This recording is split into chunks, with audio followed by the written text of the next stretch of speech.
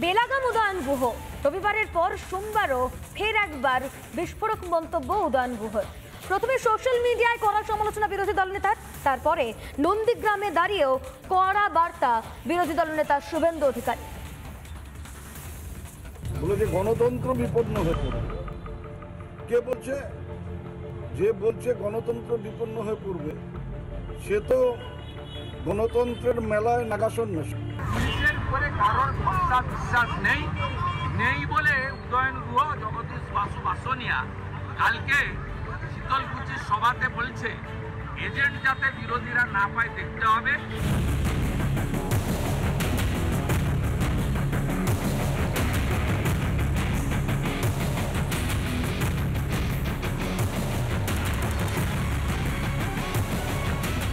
বিরোধীদের কুকথা বলা যেন অভ্যাস করে ফেলেছেন উদয়ন।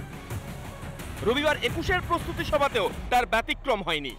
একটা বিধানসভা কেন্দ্রে একজন আক্রান্ত হলে বাকি 8টা বিধানসভা কেন্দ্রে বিজেপির 8 জনকে পেটাতে হবে। এরপরেই সোশ্যাল মিডিয়ায় কড়া বার্তা দেন বিরোধী দলনেতা শুভেন্দু অধিকারী।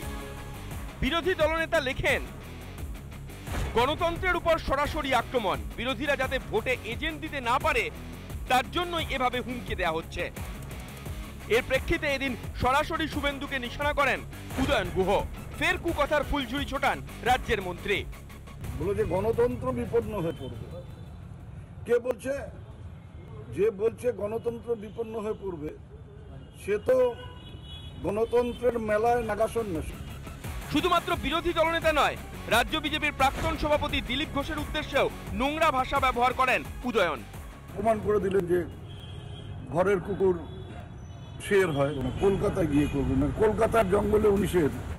কিভাবে উদয়নের মতো নেতারা এতটা বেলাগাম, নন্দীগ্রামে দাঁড়িয়ে তার এদিন ব্যাখ্যা দেন বিরোধী দলনেতা। নিজের উপরে কারোর ভরসা বিশ্বাস নেই নেই বলে উদয়ন গুহ, জগদীশ বাসু বাসনিয়া কালকে শীতলকুচির সভাতে বলছে এজেন্ট যাতে বিরোধীরা না পায় দেখতে হবে।